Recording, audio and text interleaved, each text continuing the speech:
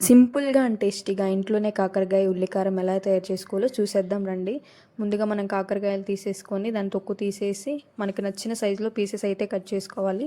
ఆ పీసెస్‌లో కొంచెం సాల్ట్, పసుపు యాడ్ చేసి దాన్ని బాగా కలిపి పక్కన పెడితే చేదు అనేది మనకి వాటర్‌లా వస్తుంది. తర్వాత బాండీ పెట్టి ఆయిల్ వేసేసి కట్ చేసుకున్న పీసెస్‌ని అయితే దాంట్లో వేసి బాగా వేయించాలి. ఆ తర్వాత ఇంకో జార్ తీసుకొని ఉల్లిపాయలు, చిన్నుల్లిపాయ, మనకి సరిపడంత కారం, దాంట్లోనే కొంచెం జీలకర్ర వేసి మెత్తగా గ్రైండ్ పట్టుకోవాలి.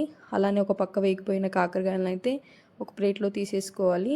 అదే ఆయిల్లో కొంచెం ఆవాలు, జీలకర్ర, మనకి శనగపప్పు, కొంచెం వేరుశనగలు వేసి మంచిగా వేయించుకోవాలి. ఆ తర్వాత కొంచెం కరివేపాకు వేసి మనం వేయించి పక్కన పెట్టుకున్న కాకరకాయలను వేసేసి ఆ తర్వాత గ్రైండ్ చేసి పక్కన పెట్టుకున్న పేస్ట్ని అయితే దీంట్లో వేసేసి బాగా పచ్చివాసన పోయే వరకు వేయించుకుంటే ఎంతో టేస్టీగా ఉండే కాకరకాయ కారం రెడీ.